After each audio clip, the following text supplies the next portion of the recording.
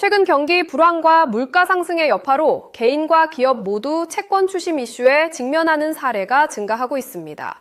금융기관뿐 아니라 일반 사업자, 개인 간 거래에서도 미수금과 대금, 미지급 문제로 인해 갈등이 잦아지고 있는 현실입니다. 언론 보도에서도 기업이 대규모 외상거래 대금을 받지 못한다든지 개인이 친구나 지인에게 빌려준 돈을 돌려받지 못해 법적 분쟁으로 비화하는 상황이 자주 등장합니다. 이러한 맥락에서 채권 추심이란 과연 무엇이며 정당한 권리 행사와 불법적 채권 추심의 경계는 어디인지 헷갈리기 쉽습니다. 오늘은 채권 추심의 기본 개념과 최근 법적 트렌드, 그리고 실무상 반드시 알아야 할 주요 쟁점을 중심으로 안내드립니다. 채권 추심이란 채권자가 약정한 금전 채무를 변제받기 위해 채무자에게 변제를 독촉하거나 법적 조치를 취하는 절차를 말합니다. 가장 먼저 할 일은 채무 내용이 명확한지, 즉 계약서나 차용증, 거래 명세서 등 객관적으로 채권 존재가 입증 가능한지를 확인하는 것입니다. 이어서 채권자는 채무자에게 내용 증명 우편 등으로 공식적으로 변제를 요구하는 것이 보통 첫 단추가 됩니다. 이때 불필요한 감정적 언행이나 위협적 태도는 불법 행위로 간주될 수 있어 각별한 주의가 필요합니다. 법적 단계로 넘어가야 할 경우 민사소송을 통한 지급명령, 판결 청구, 강제집행 신청 등 구체적 실무 절차를 거치게 되며 최근에는 간편 지급명령 절차가 점점 더 많이 활용되고 있습니다.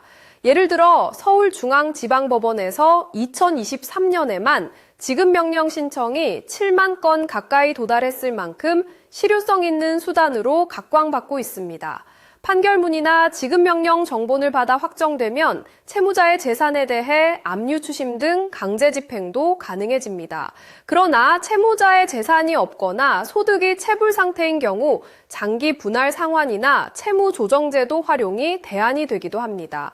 한편 최근 금융위원회 등의 지침에 따라 채무자를 상대로 하는 대면 전화 추심 과정에서도 개인정보 보호, 부당한 반복 연락 금지 등 여러 규정이 강화되었으니 반드시 숙지해야 합니다. 만약 불법적 추심 행위, 예를 들어 밤늦은 시간에 연락, 가족 지인에게 채무 사실을 알리는 행위를 저지를 경우 3년 이하 징역이나 3천만 원 이하 벌금 등 형사처벌을 받을 수 있습니다. 실제로 대법원 2022도 14971료 판결에서도 무리한 추심으로 인한 위법성을 인정한 바 있습니다. 채권 추심 과정에서 자주 놓치기 쉬운 점도 많습니다.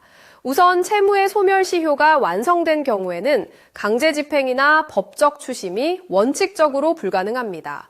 전문적인 채권 추심 업체를 활용할 경우 자격 유무 및 수수료, 위임 범위 등 관련 법령을 충분히 검토해야 하고 추심 과정에서 오히려 채권자의 법적 책임이 발생할 수 있음을 유의해야 합니다.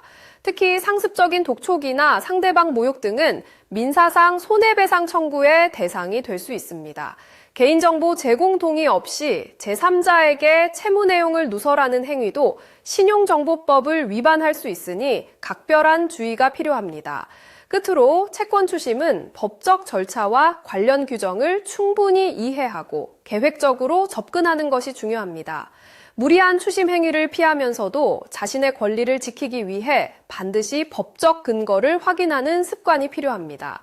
관련 분쟁이나 의문이 있다면 전문가의 도움을 받아 구체적 상황에 맞는 방법을 찾는 것도 바람직합니다.